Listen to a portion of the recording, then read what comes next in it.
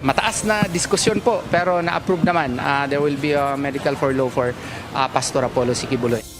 Pinagbigyan ng Regional Trial Court ng Pasig City ang kahilingan ni Apollo Quiboloy na palawigin ang kanyang medical furlough. Ayon kay Attorney Israelito Torion, ang legal counsel ni Quiboloy, binigyan ng 5 araw si Quiboloy para makapagpagamot sa ospital dahil sa infeksyon sa ngipin. And which has to be closely monitored.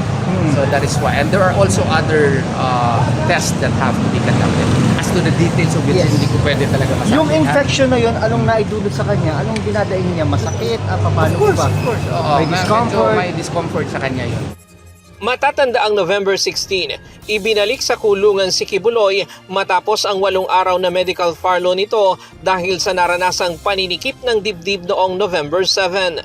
Bukas ng umaga, inaasahang dadalhin si Quiboloy sa Philippine Heart Center at tatagal siya doon hanggang sa araw ng Miyerkules. Natanong din si Attorney Torion kung bakit sa Heart Center gagamutin si Quiboloy gayong sakit sa ngipin ang iniinda nito.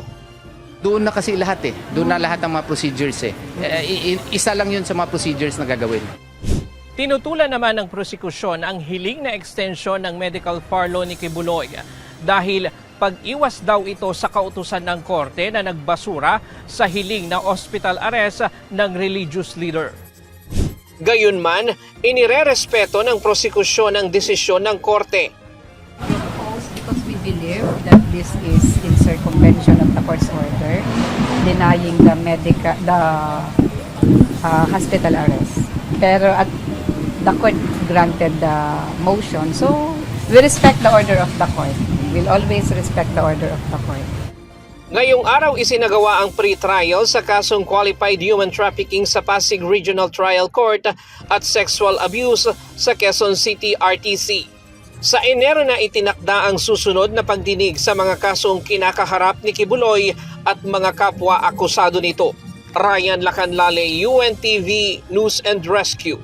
Diyos ang aming sandigan, serbisyo publiko ang aming pinahahalagahan.